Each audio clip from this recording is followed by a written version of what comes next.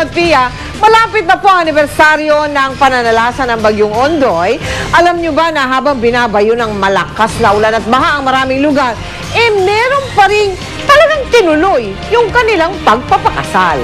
Ngayon, binabalikan nila ng may ngiti ang kakaiba pero espesyal na kasalan na talaga namang sinubok ng panahon. Nakatutok si Lala Roque. Mag-iisang taon na sa Setyembre 26 mula nang maganap ang trahedyang dulot ng bagsik ng Bagyong Ondoy. Pero sa gitna ng kaliwat ka ng pagligtas sa mga taong na-stranded sa kanilang mga bahay, dulot ng grabing baha. Nung araw ding yung pala, may magsing irog na literal na hinarap ang pinakamalakas na bagyo ng kanilang buhay.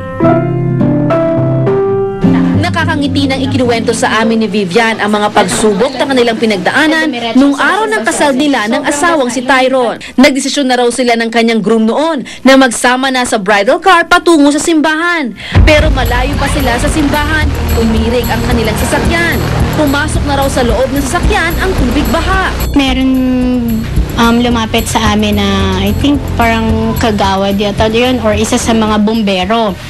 Sabi niya, ma'am, meron po kaming fire truck. So, sabi ng ate ko, sige, paggasolinahan na lang para makarating lang. Tapos sakay kami.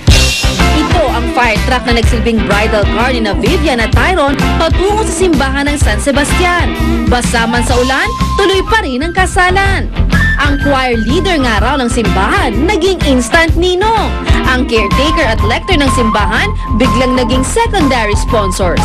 Dalawa lang daw kasi sa kanilang kamag-anak ang nakarating.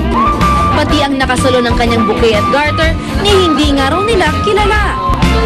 At ang kanyang mga bisita, mga bumbero mula sa istasyon ng Leverisa. Maging ang kanyang pamangkin at flower girl sana na si Aliana, hindi raw malilimutan ang pangyayari. Alis na po kami nun. Kaso lang po, nabaha po.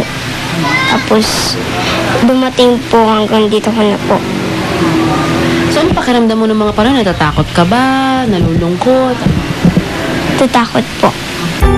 Nasa ibang bansa man ang asawa sa araw ng kanilang first anniversary. May plano na raw si Vivian sa linggo. Pupunta ako dun sa church, dun sa official videographer and photographer namin na sa Reflection Studio.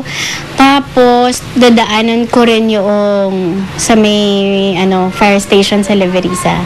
Wala na rin daw siyang trauma na nararamdaman. Baon naman niya ngayon ang isang mahalagang aral sa buhay.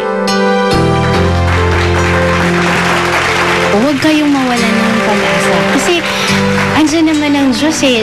Bawat kilos natin, parati siyang nakatingin sa atin. Gumagawa talaga siya ng paraan para makasurvive tayo doon.